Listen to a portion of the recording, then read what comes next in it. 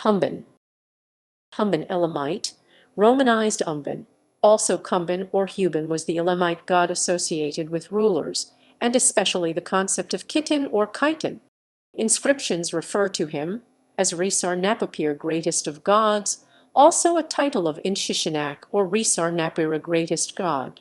He was also known as Huban elume, possibly Humban the exalted. He was a popular deity, and several Elamite kings, mostly from the Neo-Elamite period, were named in honor of him. Cult. Humban is attested for the first time in the Treaty of Naram-Sin, where he occupies the second place among Elamite gods after 𒀭💮💍. It's been proposed that as the other signatory of the treaty was likely a king of Awan, Humban was a god venerated in that area of Elam in particular, but due to limited evidence this theory remains unproven.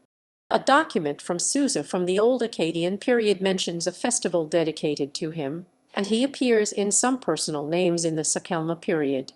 However, only two Elamite kings from these periods were named after him: 🀭💮💍, a contemporary of Old Akkadian rulers of Mesopotamia, and Humban Numener, reigned c. 1350–1340 BCE.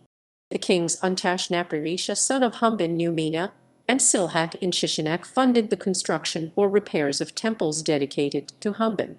A few locations in Elam were named after Humban, including Humba of Humban and the town Zila Humban. Growth in the Neo-Elamite period. Humban's popularity increased considerably during the Neo-Elamite period.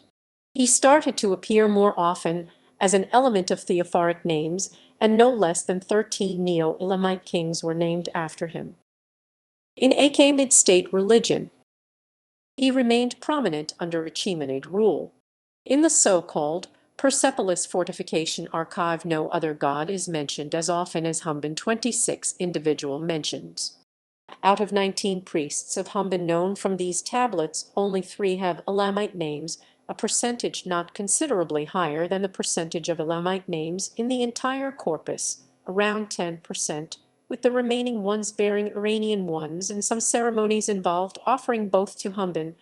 Humban was likely associated with river sacrifices in this period.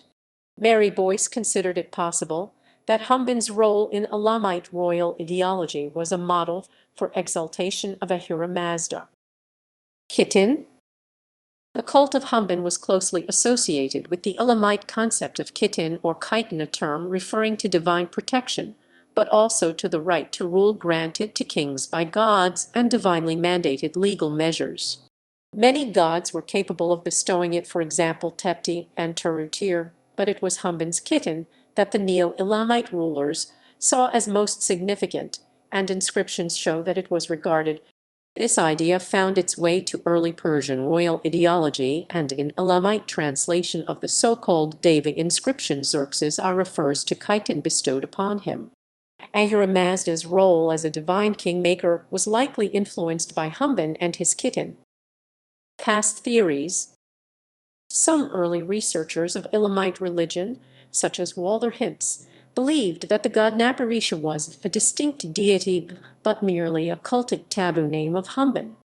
Authorities in the field, such as François Vallet, consider Humban and napirra to be separate deities today. Association with other deities. It's been proposed that early on in Elamite history Humban was viewed as the consort of 𝀭💮💍.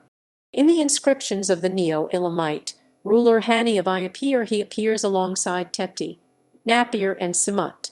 In the Persepolis fortification archive tablets, he received offerings alongside a variety of other gods of different origin, including Adad and Ahura Mazda. 𝀭🀭💮💍 proposed that the obscure god 🀭💮 was Humban's father, relying on Mesopotamian texts comparing Anu to 🀭💮 and Humban to Enlil. Due to an absence of Elamite references to 🀭💮 currently known only from Mesopotamian sources, which regarded him as an Elamite god, this theory remains unproven. Mesopotamian reception. Humban's Mesopotamian equivalent was Enlil. However, in at least one source 🀭💮 was listed as the equivalent of Enlil instead.